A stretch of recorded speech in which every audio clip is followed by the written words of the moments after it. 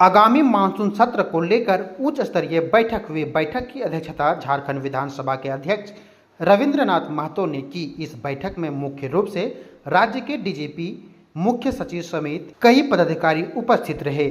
सत्र में कैसे विधि व्यवस्था बनी रहे, सभी चीज कैसे सुचारू रूप से चले, ज़्यादा से ज़्यादा मानसून सत्र का लाभ जनता को मिल सके, इसके लिए विधानसभा अध्यक्ष ने पक्ष और विपक्ष दोनों से आग्रह किया है।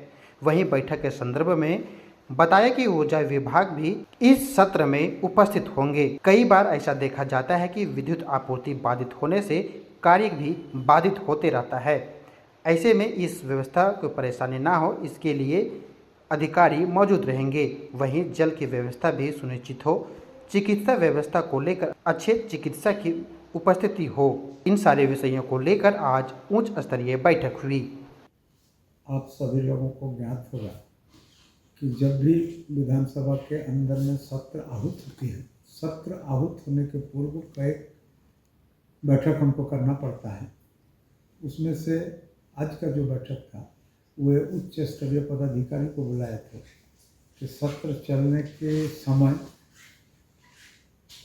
सत्र ठीक ठाक ढंग से संचालित हो, इसके लिए कुछ कुछ बिंदुओं पर हम लोग को ध्यान देना पड़ता है। जैसे आपको बताते हैं, सत्र में दीर्घा का व्यवस्था पर चर्चा करना पड़ता है। दीर्घा में पदाधिकारियों के उपस्थिति वांछनीय होता है। उनका उपस्थिति निश्चित करने के लिए लोगों को बोला जाता है।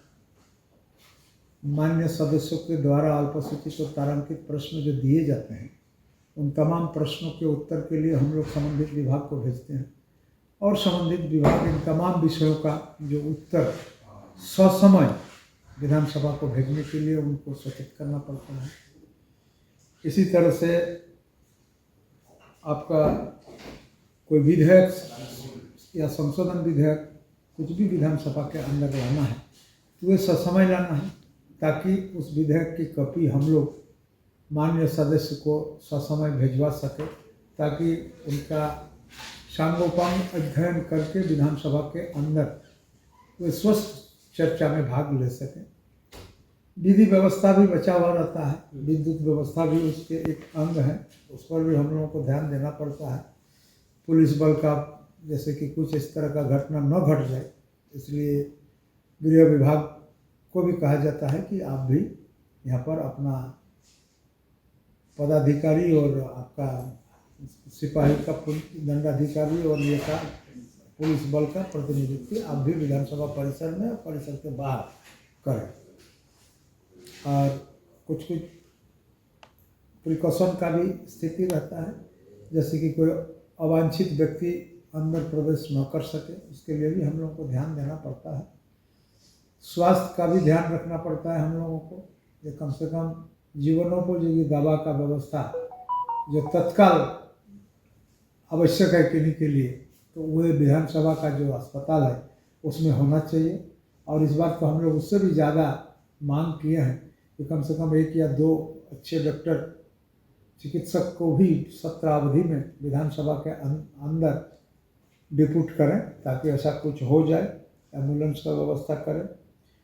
ऊर्जा विभाग से भी हम लोगों ने बात किया कि जो परिस्थिति कभी कभी बनता है तो फिर ऊर्जा बाधित हो जाने के बाद सदन संचालन करने में दिक्कत होता है, इसलिए उसको भी निश्चित करना पड़ता है। इसी तरह से कई विषय पर हम लोग चर्चा किए।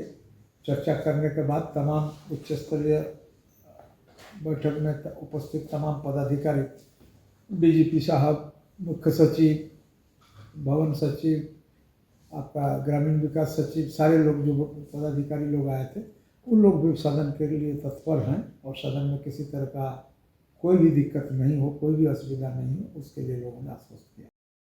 खबर स्तंभ।